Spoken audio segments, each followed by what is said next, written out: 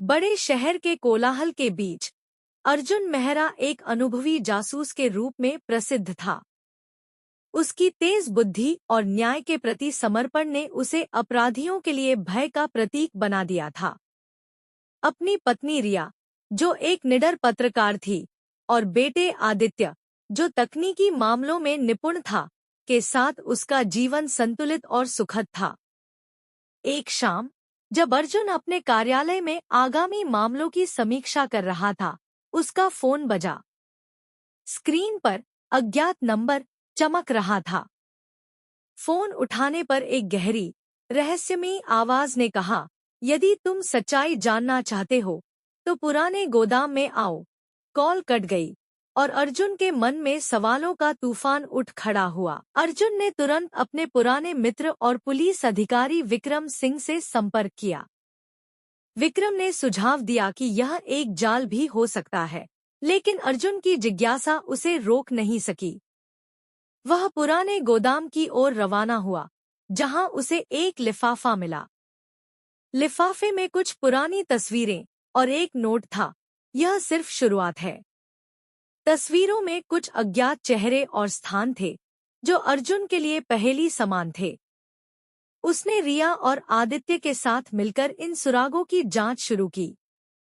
रिया ने अपने पत्रकारिता कौशल का उपयोग करके तस्वीरों में दिख रहे स्थानों की पहचान की, जबकि आदित्य ने तकनीकी तरीकों से चेहरों की पहचान करने की कोशिश की। जांच के दौरान अर्जुन को एहसास हुआ कि तस्वीरों में से एक स्थान उसका पुराना स्कूल था। वहां जाकर उसे अपने बचपन के कुछ भूले बिसरे दोस्तों की याद आई। एक दोस्त, रोहित, जो अब शहर के एक प्रभावशाली व्यवसायी था, तस्वीरों में से एक में दिखाई दिया।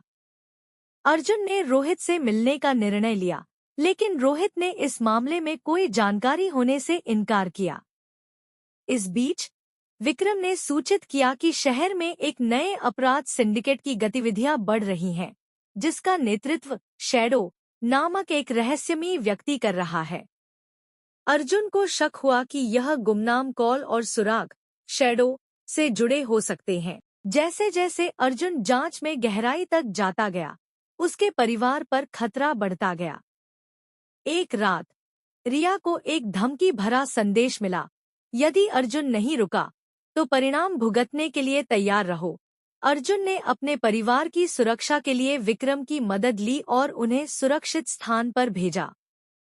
लेकिन यह स्पष्ट था कि शैडो नहीं चाहता था कि अर्जुन उसकी सच्चाई तक पहुंचे। अर्जुन ने अपने परिवार की सुरक्षा सुनिश्चित करने के बाद पूरी तरह से शैडो की खोज में जुट गया।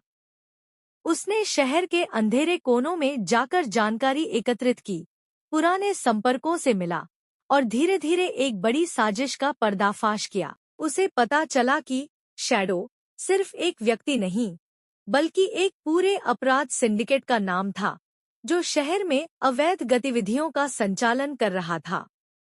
अर्जुन ने निर्णय लिया कि वह इस सिंडिकेट को खत्म करके ही दम लेगा, चाहे इसके लिए उसे अपनी जान ही क्यों न जोखिम में डालनी पड़े। उसकी यह यात्रा अब व्यक्तिगत हो गई थी और वह किसी भी कीमत पर न्याय स्थापित करना चाहता था। अर्जुन मेहरा ने शैडो सिंडिकेट के खिलाफ अपनी जांच की शुरुआत की।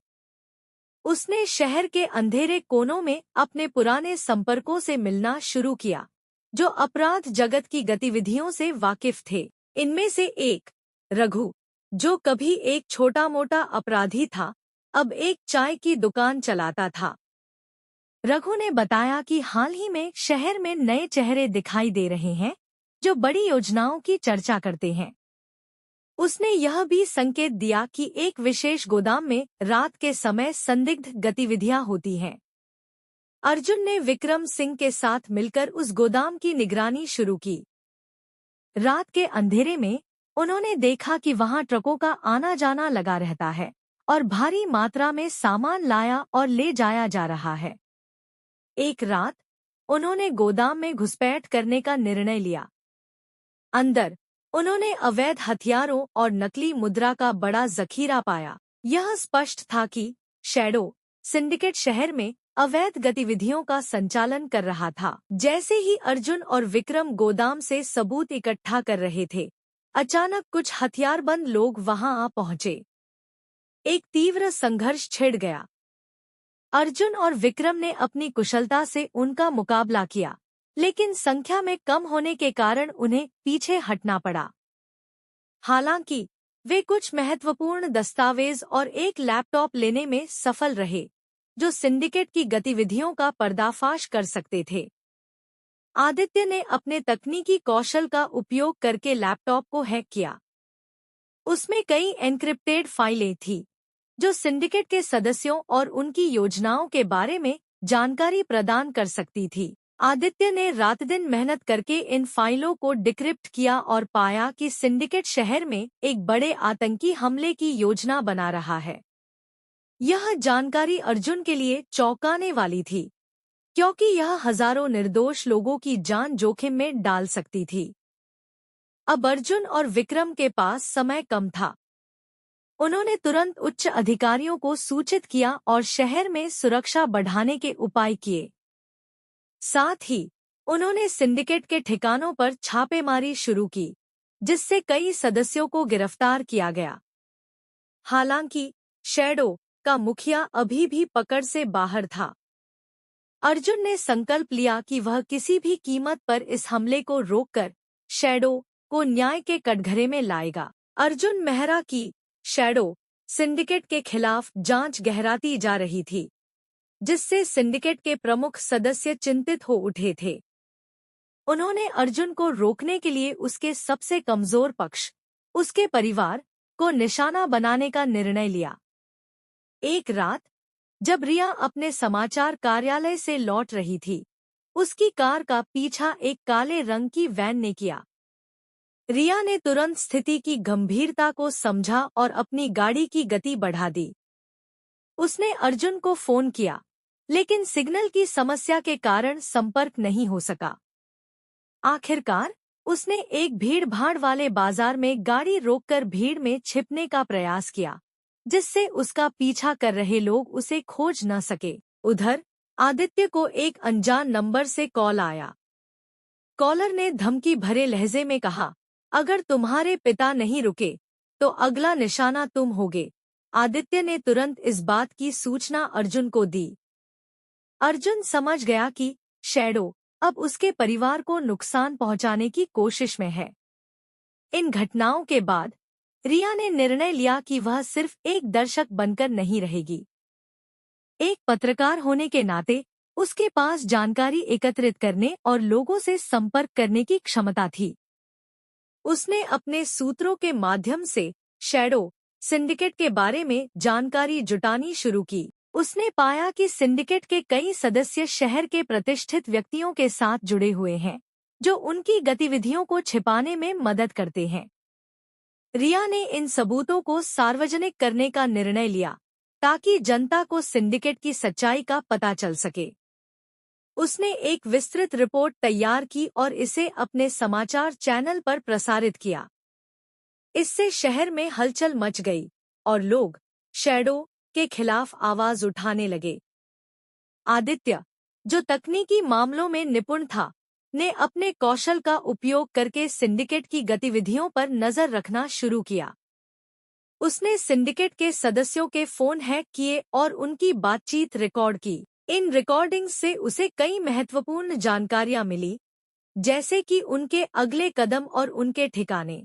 आदित्य ने इन सूचनाओं को अपने पिता अर्जुन और पुलिस विभाग के साथ साझा किया। इससे पुलिस को सिंडिकेट के खिलाफ कार्रवाई करने में मदद मिली और कई सदस्यों को गिरफ्तार किया गया। इन चुनौतियों के बीच अर्जुन, रिया और आदित्य ने एकजुट होकर शैडो के खिलाफ मोर्चा संभाला।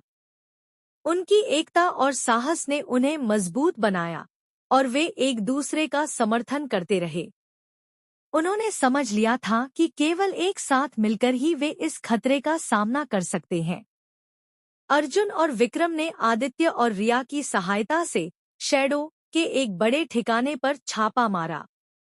इस ऑपरेशन में उन्हें सिंडिकेट के कई प्रमुख सदस्यों को गिरफ्तार करने में सफलता मिली। हालांकि शैडो का मुखिया अभी भी फरार था, लेकिन इस सफलता ने अर्जुन और उसके परिवार को उम्मीद दी कि वे इस लड़ाई में विजयी होंगे।